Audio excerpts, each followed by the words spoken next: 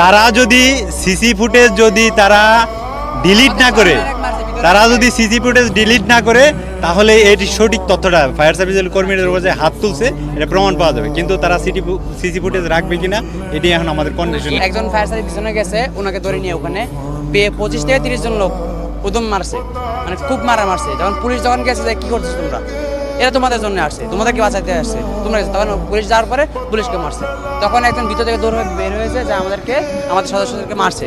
তখন আমরা কয়েকজন পাবলিক যায় তাদেরকে জিজ্ঞাসাবাদ করার সাথে একজনের কলার ধরে টান দিয়ে সে কি বিতরণের চেষ্টা করছে, এটা এখান থেকে বিতরণের চেষ্টা করছে।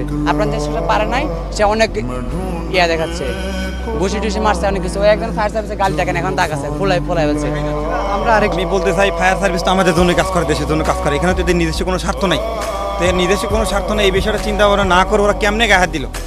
আমরা সাধারণ পাবলিক, আমার এখানে কোনো কাজ আছে, আমার ছুটি হয়ে গেছে আমার অফিস, আমি বাসায় চলে গেছি, আমি আবার আসছি এদের সাথে থাকার জন্য যাতে একটু সহযোগিতা পায়। মেশিনগুলো ওজন ভারী নিতে পারেন এই জায়গা থেকে ওই জায়গা, আর এরা ব্যস্ত থাকে এই জন্য আসছি। কিন্তু অনবক কাজ কেন করলো তার স্মার্ট জ্যাকেটে আমি ভিতরে আমিও গেছিলাম, এরা পানিতে আমার যতটুকু ধারণা পানি আছে, তারা বলতেছে আমরা নিজেরাই চলতে পারতেছি না, ওয়াশিং জেনারেটর চালাচ্ছি, এখন বাতিগুলো কোনো মতে জ্বালানো রাখছি। আসলে এদের ভিতরে ঝামেলা আছে, এটা কেন হামলা করলো এটা প্রতিবাদ চাই আমরা। পানির জন্য তারা আবেদন করেছিলেন ফায়ার সার্ভিসের সদস্যরা, ঠিক তখনই তাদের উপরে